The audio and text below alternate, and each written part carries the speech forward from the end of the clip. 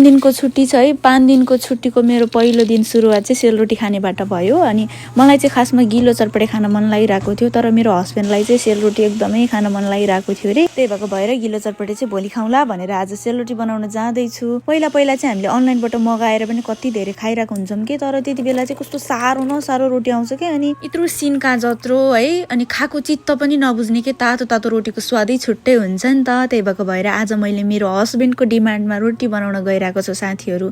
अनि मैले यो रोटी बनाउँदा चाहिँ त्यस्तो धेरै सामानहरू केही हालेको छैन है, र्यान्डमली टिकटकमा सर्च गरेँ। अब त्यो टिकटकले भने अनुसारको त सबै सामानहरू मैले प्रोभाइड गर्न सकिनँ, आफूसँग जे छ त्यही है। अनि यहाँ चाहिँ मेनली हामीले काजु बदाम हालेको छौँ क्या साथीहरू, त्यो भाइटिकामा खान्छ नि किसमिसेहरू। यो चाहिँ मेरो हस्बेन्डले कस्तो हुन्छ टेस्ट हालिदिउँ न भनेर अस्ति भनिसकेको थियो र हालेर खाएको पनि थियौँ, एकदमै मिठो भएको भएर सेम रेसिपी ट्राई गरिरहेको छु। अनि घिउ मेथी पनि हालेको थियो साथीहरू, त्यसको चाहिँ भिडियो नै रेकर्ड गर्न बिर्सेछु। यति नै हो। अनि मैले यसलाई चाहिँ सेट गर्नको लागि फ्रिजमा 3-4 घन्टा छोडिदिएँ। अनि अरू चाहिँ पार्ट 2 मा।